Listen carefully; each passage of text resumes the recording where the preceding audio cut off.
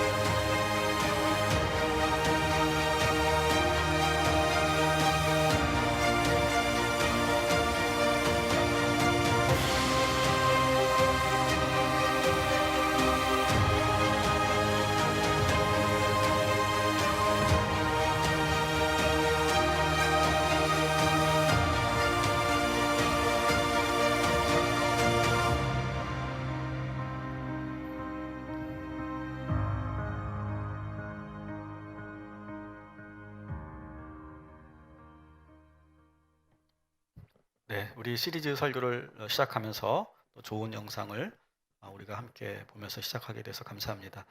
우리 전도서 오늘 주신 말씀, 전도서 1장 1절부터 11절까지 말씀인데요. 전도서 1장 1절부터 11절까지 말씀 가운데 우리 1절, 2절을 우리 같이 한 목소리로 먼저 읽고 그리고 말씀을 이어가도록 하겠습니다. 다윗의 아들 예루살렘의 왕 전도자의 말씀이라. 전도자가 이르되 헛되고 헛되며 헛되고 헛되니 모든 것이 헛되도다. 아멘. 한번 따라해 봅시다. 도시인들을 위한 도시복음. 자, 이런 제목으로 우리가 시리즈가 시작이 됩니다. 도시인들을 위한 도시복음 전도서라고 하는 제목으로 시리즈 설교가 진행이 되는데, 여러분 제목에서 여러분 보셔서 아시는 것처럼 우리가 이 전도서를 볼 때, 제가 안경을 끼고 있죠. 이 전도서를 볼 때 두 개의 렌즈를 가지고 이 전도서를 보겠다라고 하는 거예요. 첫 번째는 따라합시다. 도시인. 여러분 우리가 다 도시에 살고 있습니다. 그죠? 우리의 눈으로 보자라고 하는 거예요. 현재 우리의 삶에 우리의 눈으로, 도시인의 눈으로 이 말씀을 보자라고 하는 거고요. 두 번째 복음. 따라합시다. 복음. 또 한쪽의 렌즈는 뭐냐면 복음의 눈으로 보자라고 하는 거예요. 아마 여러분이 이제 읽으시면서 아시겠지만, 야, 이거 정말 이 전도서는 우리 도시에 살고 있는 우리들에게 너무 딱 맞는 말씀이구나 라고 하는 걸 아마 느끼시게 될 거예요. 그리고 우리가 복음의 눈으로 보자라고 하는 것은 물론 이 전도서 안에는요, 예수 그리스도, 구원, 십자가 사랑, 거듭남, 그런 내용은 사실은 없어요. 그런 단어도 없어요.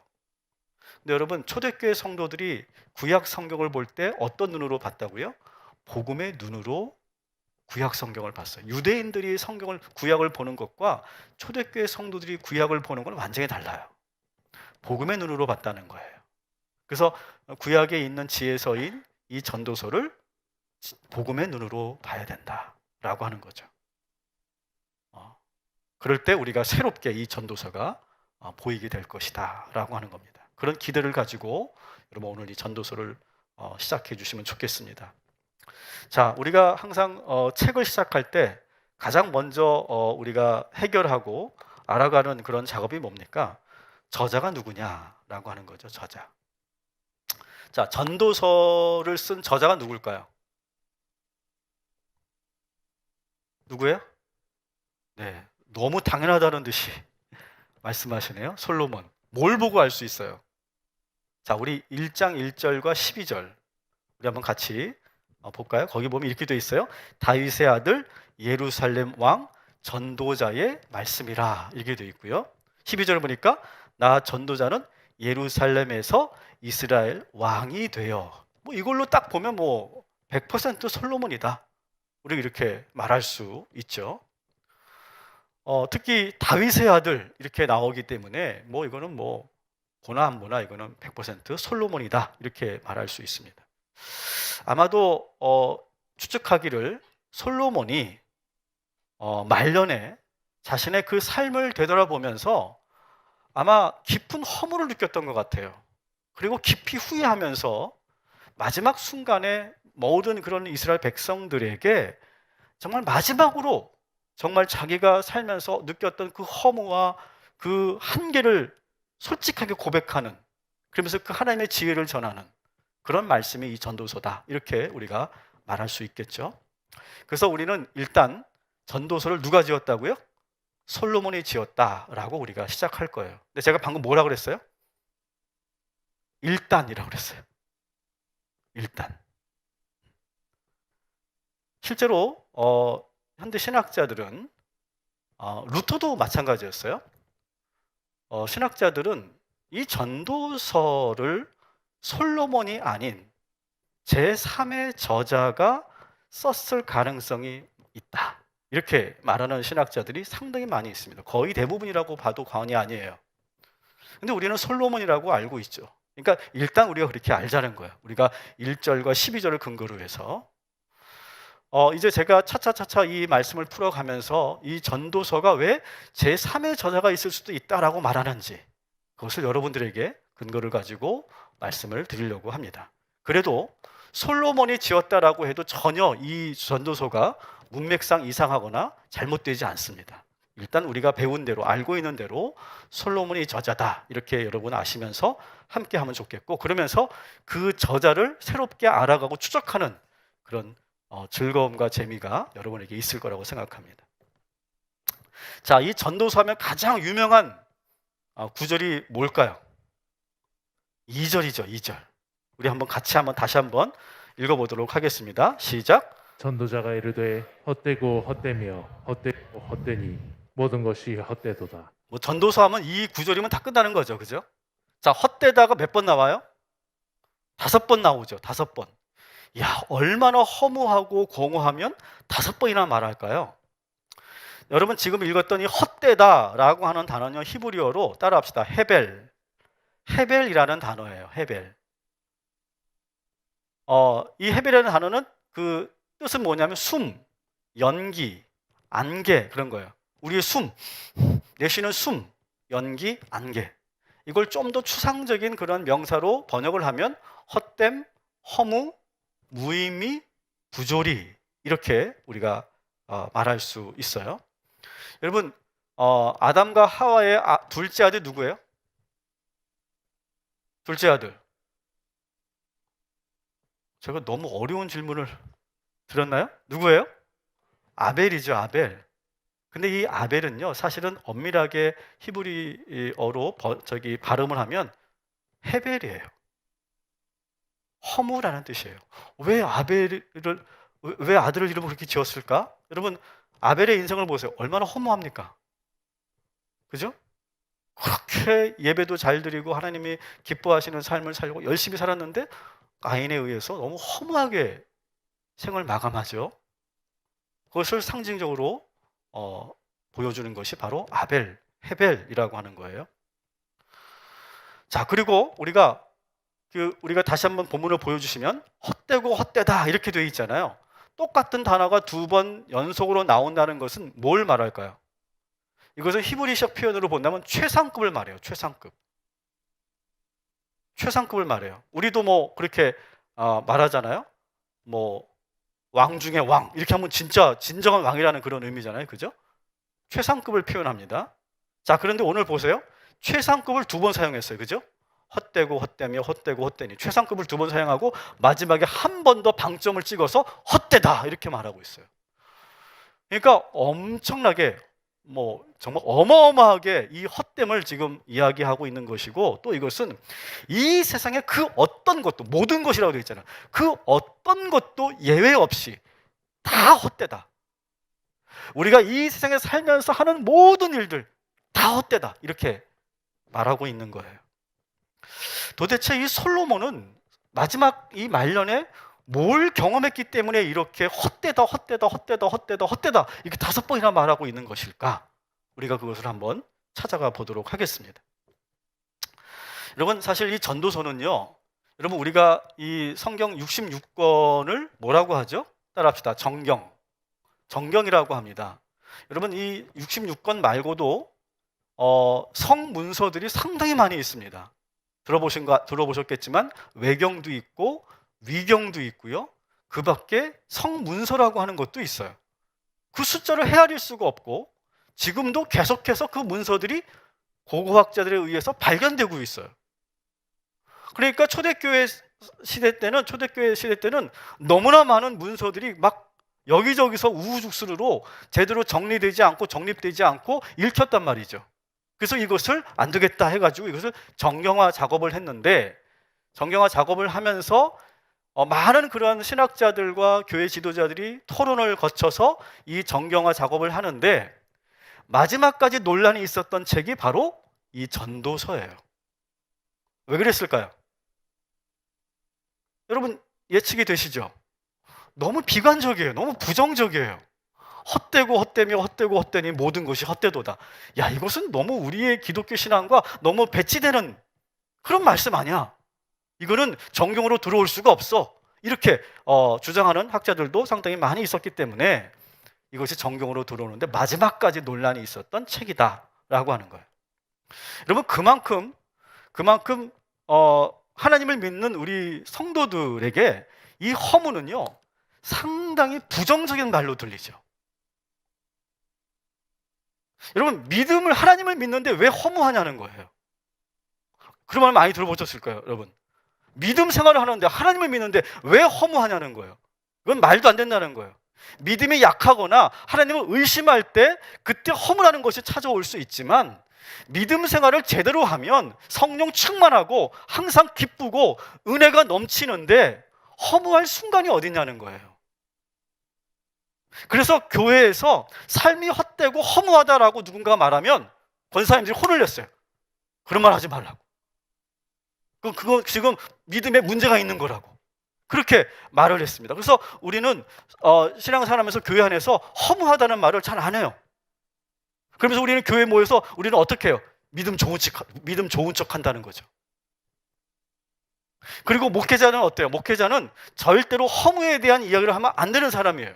이 강단에 올라가서 항상 충만과 은혜와 기쁨과 감사만 얘기하는, 선포하는 그런 사람이어야 된다고 생각해요. 자, 그런데 여러분, 오늘 우리 한번 솔직히 해봅시다. 여러분, 정말 허무를 경험해 보지 않으셨어요?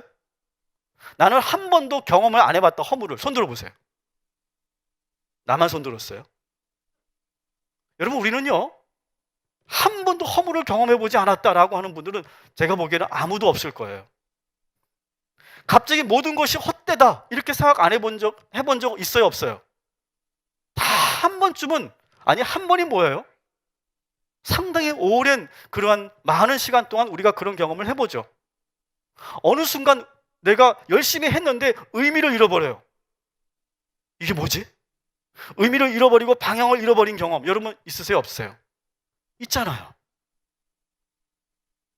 저는 사실 있어요.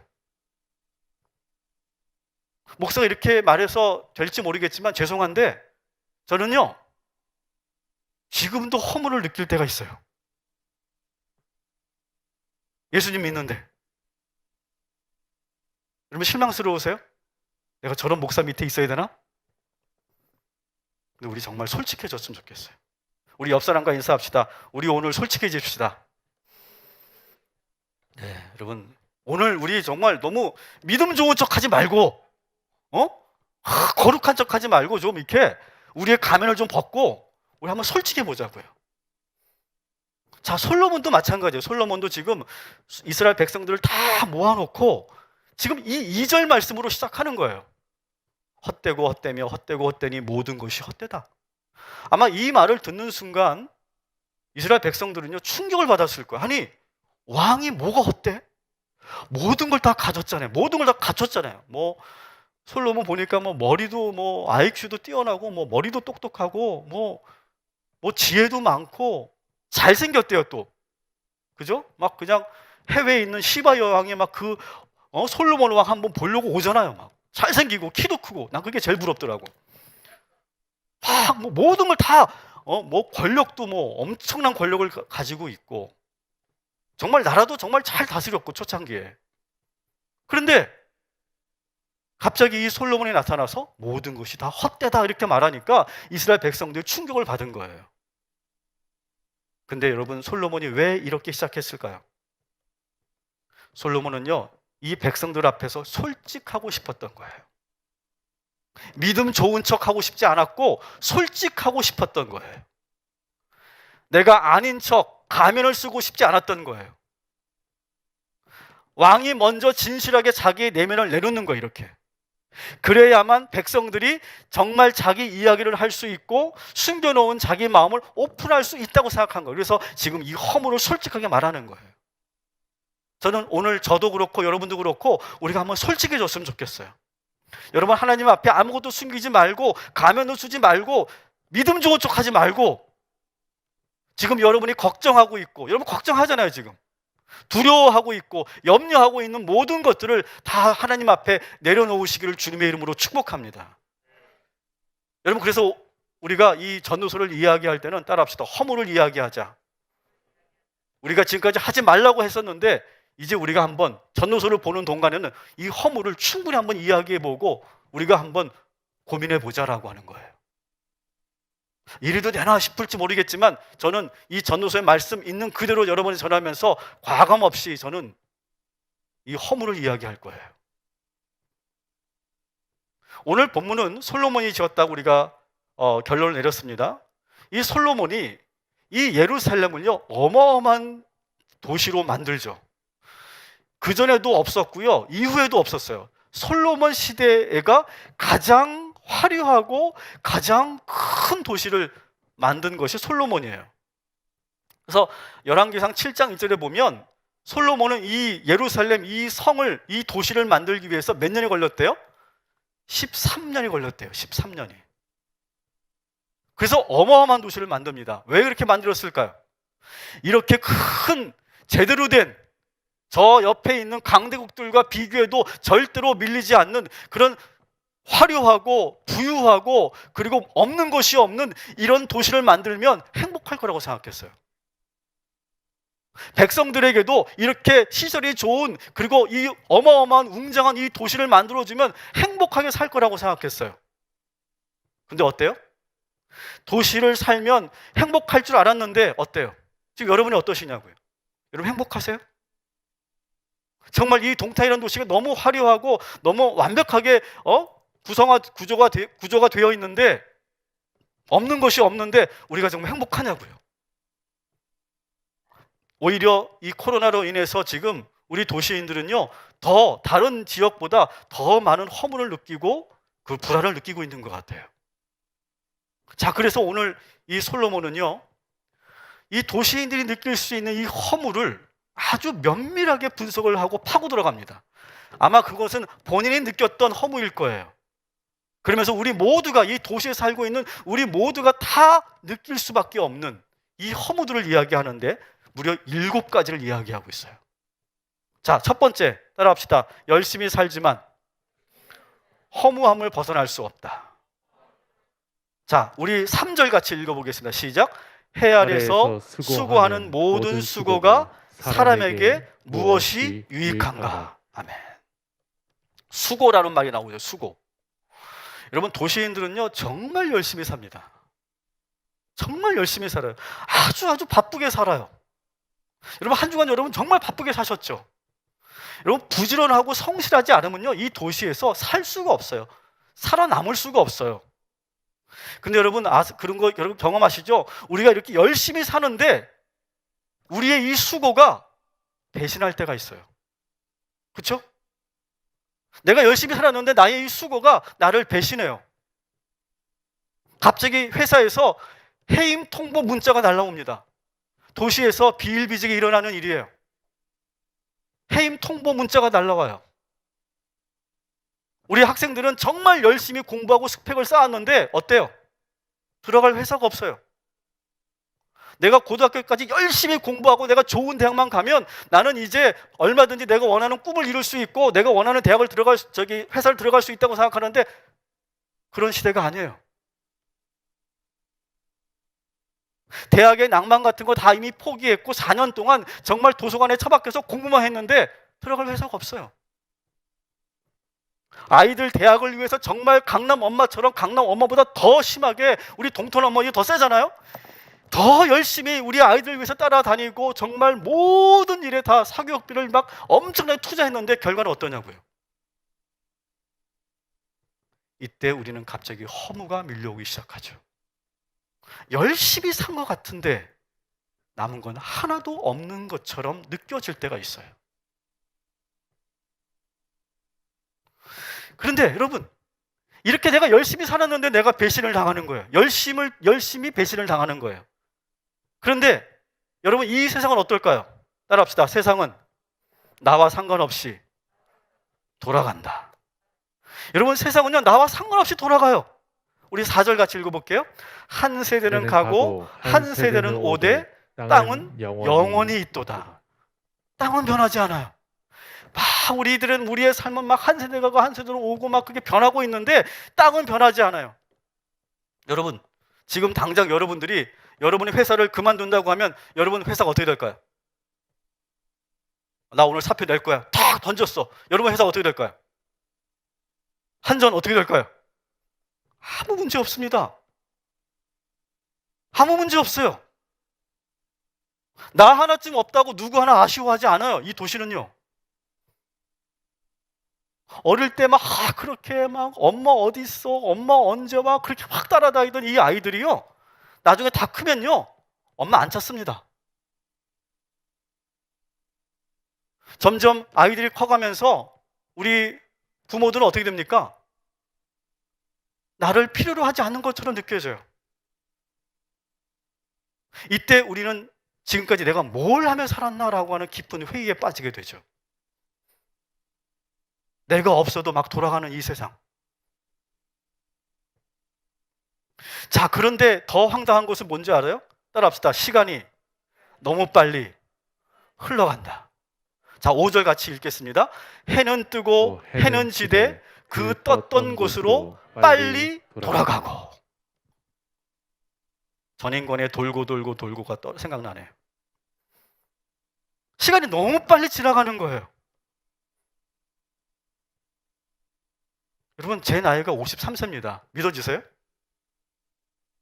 저는 제가 믿어지지가 않아요. 언제 내가 이렇게 나이를 처먹은 거야? 먹은 것도 아니야, 정말. 언제 내가 이렇게 나이가 됐는지 모르겠어요. 아마 우리 장로님 권사님도 마찬가지일 거예요. 저는 실감이 안 나요. 제가 50이라는 게. 여러분, 우리 동탄 꿈의 교회가 개척한 지 5년 됐습니다.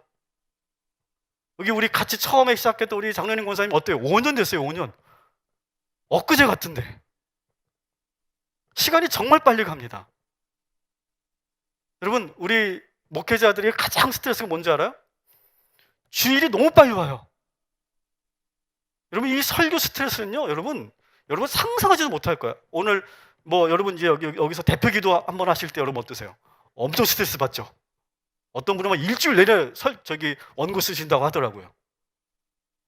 저는 그거에 한 100배 정도 된다고 여러분 보시면 돼요.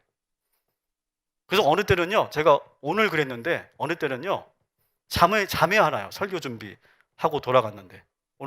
어제 제가 12시에 들어갔는데 한 2시간만 잤어요. 근데 매번 그런 건 아니에요. 매번 그런 건 잘 잘 때도 있어요. 근데 오늘은요, 어땠냐면 제가 꿈에서도 설교를 쓰고 있더라고요. 꿈에서도 설교 원고를 쓰고 내가 설교를 하는 꿈을 꾸면서 2시간 반 자고 일어나서 그 다음부터 못 잤어요. 주일이 너무 빨리 오는 것 같아요.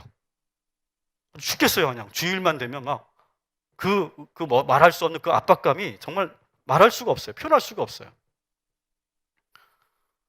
그러니까 뭐 하나 내가 제대로 해놓은 것도 없는데 막 시간은 막 정말 화살처럼 막 흘러가잖아요. 이러다가 내가 아무것도 이루지 못하고 내 인생이 끝나는 게 아닐까? 그런 생각 어느 순간 확 밀려오죠. 하루가 너무너무 빨리 지나가요. 자, 그런데 여러분, 더 기가 막힌 건 뭔지 알아요? 우리의 그 하루가 너무 빨리 지나가는데, 따라합시다. 일상이 반복되며 느껴지는 허무함. 자, 6절 같이 읽어보겠습니다.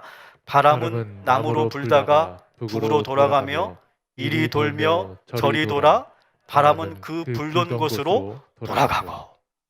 자, 일상은 어떠냐면요, 똑같아요. 똑같이 반복돼요.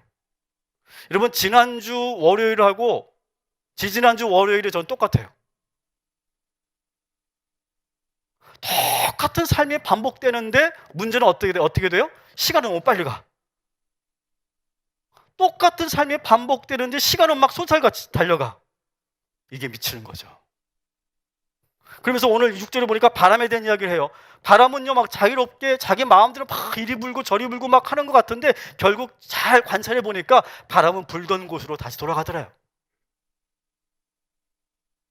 계속 반복되는 일상을 우리는 살아가는 거예요. 그래서 어느 순간 우리는 이런 경험을 하죠. 내가 마치 다람쥐 쳇바퀴 안에 갇혀있는 다람쥐처럼 느껴지는 거예요. 내가 몰랐는데 내가 계속 반복되는 일상을 살다가 어느 순간 그걸 깨달아요. 내가 지금 쳇바퀴 안에 갇혀있구나. 그러면서 그 순간 어떻게 됩니까? 내가 이 쳇바퀴를 빨리 벗어내야 되겠다. 탈출해야 되겠다. 근데 탈출이 돼요, 안 돼요? 안 됩니다. 그래서 그 일상을 벗어나지 못하고 탈출하고 싶은 마음이 막 가득한데 벗어나지 못해요. 자, 그런데 여러분, 또 문제는 여러분 그 쳇바퀴를 벗어나면 행복할까요? 정말 행복할까요, 여러분? 여러분, 중년의 남자들이 꼭 이 쳇바퀴 속에서 벗어나려고 할 때 뭐 해요? 바람 불잖아요. 그 왜 그럴까요? 벗어나고 싶은 거예요. 벗어나서 이 일상에서 이 반복되는 쳇바퀴 속에서 벗어나서 내가 뭔가 새로운 것을 뭔가 해보고 싶고 새로운 경험을 해보고 싶은 거예요. 그럼 행복하냐고요? 절대 행복하지 않죠. 근데 일단은 내가 거기에 내가 그 매몰되어 있으면 일단은 막 벗어나고 싶은 거예요. 그냥 무조건.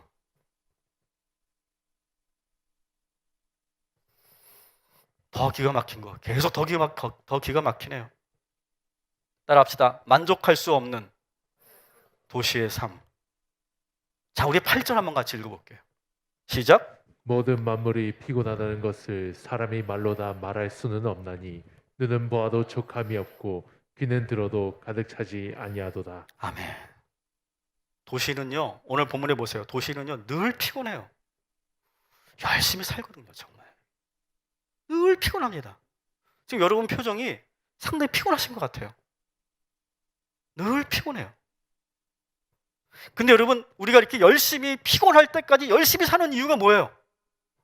만족하기 위해서. 내가 뭔가를 이루기 위해서, 성취하기 위해서 열심히 삽니다. 근데 여러분, 기업들은요, 끊임없이 우리들을 욕망하게 만들어요. 계속 뭔가를 더 뭔가를 자꾸 구입하게 만들어요. 지금 가지고 있는 것을 만족하지 못하게 만들어요. 그래서 결국 내가 그것을 결국 내 손으로 짚고 그것을 내가 가져요. 내가 그것을 사요. 그러면 만족은 잠깐이고 또 새로운 것이 눈에 또 들어와요. 야, 새로운 게 또 시작됐대. 새로운 것이 또 만들어졌대. 신제품이 지금 나왔대. 그러면서 내가 가지고 있는 것은 이제 옛 것이 돼버리고 이것 때문에 내가 새 것을 못 산다고 생각하니까, 못 갖는다고 생각하니까 막 속상한 거예요. 결국 막 만지작 거리다가 결국 그것을 또 삽니다. 그런데 처음에는 내가 그것이 좋아서 내가 좋아했는데 잠깐이에요. 먹는 것도 마찬가지예요. 처음에는 야, 이거 정말 맛있다. 야, 여기 정말 맛있는 집이다. 이렇게 생각했는데 한 번, 두 번, 세 번 가면 점점 맛이 잃어버려요. 그리고 더 비싸고 더 맛있는 걸 찾아다녀요. 우리의 입이 다 그래요, 지금. 결국 또 가지게 되면 더 좋은 것을 자꾸 찾게 되는 거예요. 그러다가 능력이 부족한 사람들은, 그런 능력이 없는 사람들은 그것을 갖지 못해서 막 절망해요. 조금 능력이 있어 그걸 가진 사람은 정말 행복할까요? 행복하지 않아요. 더 자꾸 생각이 나요. 이렇게 계속 갈망하면 갈망할수록 목마름은 사라지지 않고 어느 순간 깊은 허무가 찾아오죠. 걷잡을 수 없이. 그러면서 이렇게 한탄하게 되죠. 따라합시다. 해 아래 새 것이 없다.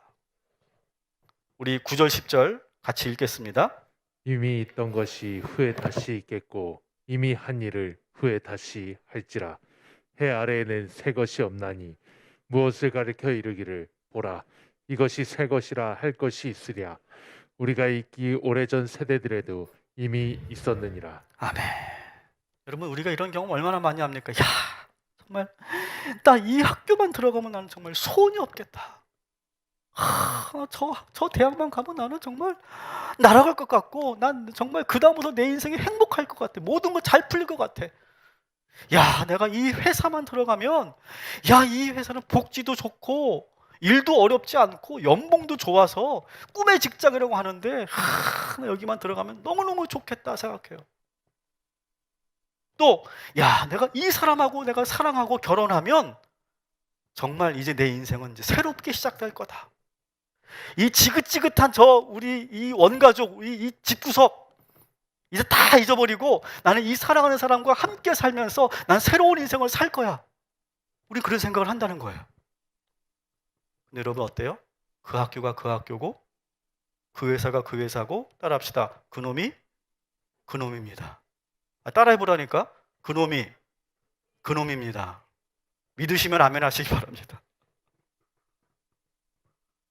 우리는요, 이 도시에 사는 사람들은요, 우리는 존재하지도 않는 파랑새를 자꾸 찾아다녀요. 환상의 삶을 자꾸 헤매입니다.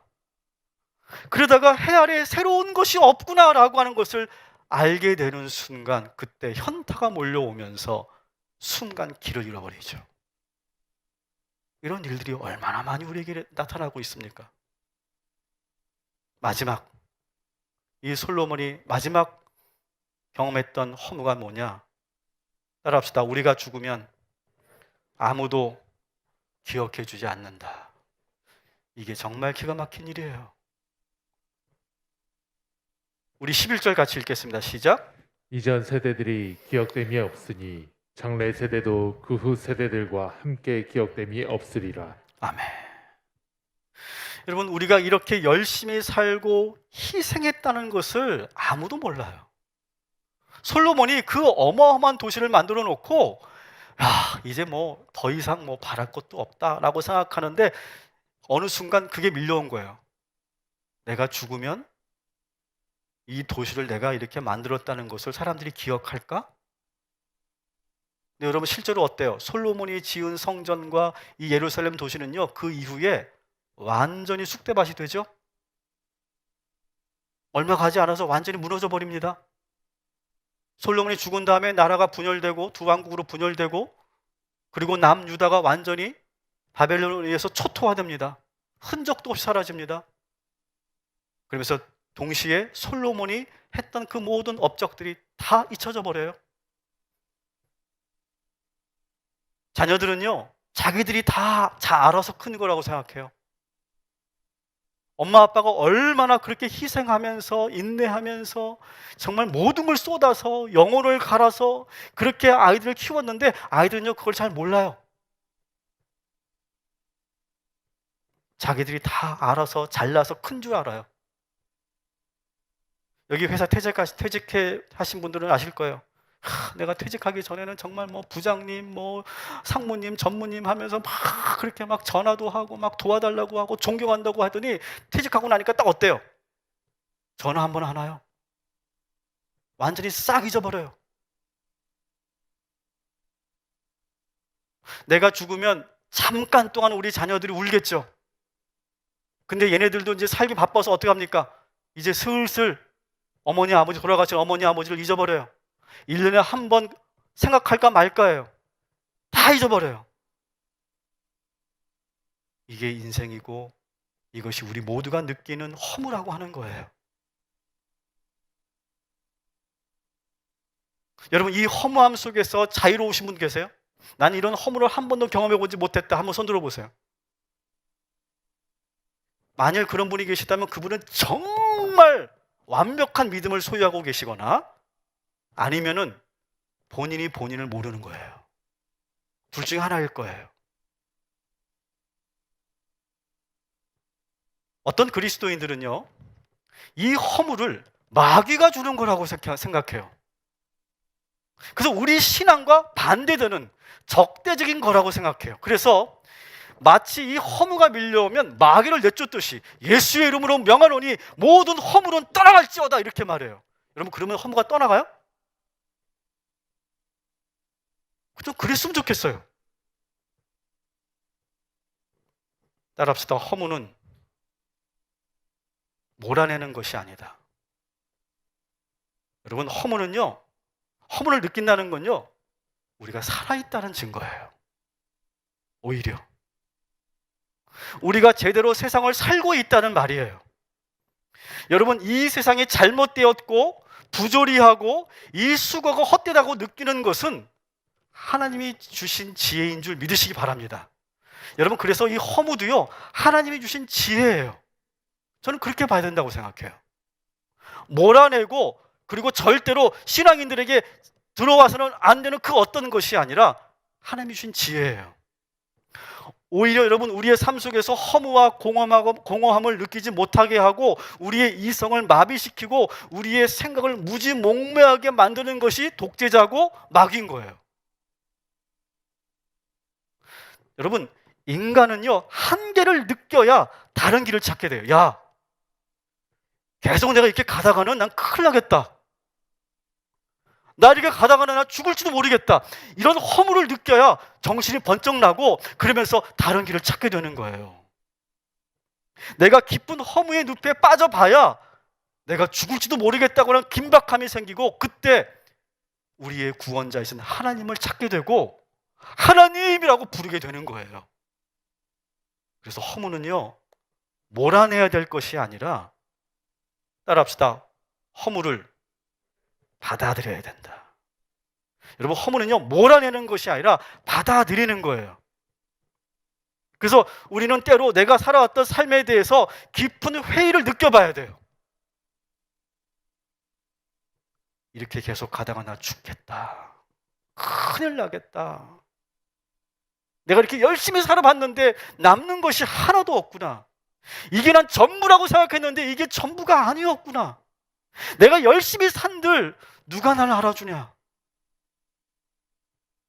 이런 처절한 그런 회의를 느껴봐야 돼요. 그래야 우리가 새로운 길을 찾아 나서지, 보통 우리는요, 이런 걸 느끼지 못하면 갑자기 나이아가라 폭포가 나타나서 우리 순식간에 낭떠러지 떨어지는 거예요. 그래서 여러분, 저는 좀 죄송하지만, 좀 특이한 목사라서 죄송하지만 우리는 깊은 절망과 허물을 받아들이고 큰 고통의 시간을 겪어야 할지 몰라요. 동의 안 할 줄 알았어요. 그래서 다시 한번 따라합시다. 허무는 몰아내는 것이 아니라 받아들이는 것이다. 여러분, 다시 한번 따라합시다. 허무는 새로운 세상으로 나가는 문이다. 왜 그럴까요? 이렇게 살면 안 돼. 그러면서 거기서 다시 돌아가게 되고 돌아서게 되고 방향을 다시 잡게 되고 그러면서 새로운 세상으로 가게 만드는 그런 통로가 되는 거예요. 그래서 저는 허무는 하나님이 주신 지혜고 통찰이라고 저는 믿어요. 그리고 이것은 또한 역시 하나님이 주신 은혜인 줄 저는 믿어요. 단 여러분, 이 순간에 여러분, 우리가 분명히 해야 될 것은 허무는요, 하나님을 믿는 사람이든 하나님을 믿지 않는 사람이든 다 경험하는 거예요. 그죠? 여러분 다 동의하셨죠? 우리는 다 이미 7가지 허물을 다 경험하고 있죠? 자, 그런데 하나님을 믿는 사람과 안 믿는 사람의 결정적인 차이가 있어요. 그것은 뭔지 아세요? 하나님을 믿는 사람은 동일하게 허물을 경험하지만 거기서 뭘 해요? 따라합시다. 하나님을 놓치지 않는다. 하나님을 놓지 않는 거예요. 여러분, 전도자도 그렇고요. 전도자도 그렇고 시편의 시인도 그렇고요. 욥기의 욥도 마찬가지예요. 욥은요, 어떡합니까? 욥은요, 깊은 허무와 절망을 느껴요. 그 고난 속에서. 막 절규합니다. 자기의 삶을 원망해요. 그러면서 하나님에게도 원망해요. 하나님, 왜 나를 이 땅에 태어나게 하셨습니까? 태어나기 전에 어머니 뱃속에서 나를 죽게 했으면 내가 이 고통을 느끼지 않을 거 아닙니까? 왜 나를 이 땅에 태어나게 하셔서 내가 이렇게 살게 하면서 나를 이렇게 고난 속에 빠지게 하십니까? 라고 원망합니다. 하나님 앞에. 근데 중요한 건 뭐예요? 그 허무 속에서 누굴 찾아요? 그래도 하나님을 찾는다는 거예요. 이게 결정적인 거예요, 여러분. 여러분, 하나님을 찾지 않고 허무를 경험하면요, 쇼펜하우어와 그 수많은 그런 제자들이 했던 것처럼 어떻게 합니까? 죽는 것밖에 없어요. 자살하는 것밖에 없어요. 자기 생을 포기하는 것밖에 없어요. 그런데 우리는 허물을 느끼지만 그럼에도 불구하고 욥처럼 하나님에게 묻고 하나님께 기도하면 우리는 사는 줄 믿습니다. 시편의 시인이 마찬가지예요. 13절, 시편 13편 1절에 보면 하나님이 어떤 하나님이냐? 한번 같이 읽어볼게요. 시작. 여호와여 어느 때까지니이까 나를 영원히 잊으시나이까 주의 얼굴을 나에게서 어느 때까지 숨기시겠나이까. 지금 이 시편 시인이 경험하는 하나님은요, 숨어 계신 하나님이에요. 어느 때까지 숨어 계실 겁니까? 아무리 외치고 아무리 부르짖어도 깊은 수월에 빠져서 그 허무와 절망을 느끼는데도, 그렇게 몸부림치면서 하나님을 부르는데도 하나님은 보이지 않아요. 숨어 계세요. 나타나지 않으세요. 그래도 어떻게 해요? 시인은요, 하나님을 붙잡아요. 여러분, 이게 별 차이가 아닌 것 같죠? 여러분, 이것은 어마어마한 차이고 결정적인 차이인 줄 믿습니다. 우리가 이 허물을 극복하는 세 번째가 뭐냐면, 따라합시다. 해 아래는 새 것이 없나니. 여러분, 이 구절의 이 솔로몬의 이 고백이요, 얼핏 보면요, 절망과 깊은 허물을 말하는 것처럼 보이죠. 그죠? 해 아래 뭐가 새 것이 있어? 인생이 다 그렇지. 이럴 때 우리가 쓰는 말이에요. 근데 저는요, 이 전도자의 이 통찰이 정말 대단하다고 생각해요. 해 아래 새 것이 없다라고 하는 이 말은요, 새로운 희망과 새로운 대안을 얘기해 주고 있는 말이에요. 여러분, 해 아래라고 하는 건 뭐예요? 해 아래라고 하는 것, 이 세상을 말하는 거예요. 이 세상에는 정말 대안이 없어요. 답이 없어요. 새로운 것이 없어요. 자, 그런데 여러분, 하나님은 어디 계실까요? 하나님은 이 세상 밖에 초월자로 계신 분이 우리 하나님이신 줄 믿으시기 바랍니다. 여러분, 이 세상 그 누구도 우리 문제를 해결할 수 있는 사람이 없다니까요. 저는요, 우리 동탄구백의 성도님들께 제가 부탁드려요. 여러분 정치에 너무 목매지 마세요. 여러분, 대통령이 여러분에게 뭐 해줬습니까? 지금 대통령 후보가 여러분에게 뭔가 여러분의 인생의 문제 해결해 줄까요? 오직 그 위에 계신, 이 세상 위에 계신, 모든 것 위에 계신 하나님만이 해결할 수 있는 줄 믿으시기 바랍니다. 제가 아까 자면서 원고를 썼다고 그랬잖아요. 그래서 그때 자면서 떠올랐던 문구를 제가 일어나자마자 적어놨어요. 그리고 다시 원고를 아침에 와서 수정을 했는데 기가 막힌 말을 제가 썼더라고요. 한번 따라해 보세요. 허무가 찾아오면 그때 비로소 이 세상을 뚫고 초월해 계신 하나님을 찾게 된다. 너무 멋있지 않습니까? 비웃지 마세요. 멋있으면 멋있다고 하세요. 여러분, 허무가 찾아오면요, 그때 비로소 내가 세상을 뚫어요. 세상을 의지하지 않고, 세상에 갇혀 있지 않고 세상을 뚫고 그 위에 계신 하나님을 찾게 되는 거예요. 이것이 바로 이 지혜자 솔로몬의 통찰이에요. 해 아래 새로운 것이 없다. 그러면서 제가 마지막에 또 이 말도 내가 썼잖아요. 따라합시다. 해 아래 새 것이 없다. 오직 하나님께만 새 것이 있다. 아멘. 아멘. 그런 믿음으로 여러분이 이 허물을 이기시고 그 허물 속에서 하나님을 찾게 되시기를 주님의 이름으로 축복합니다.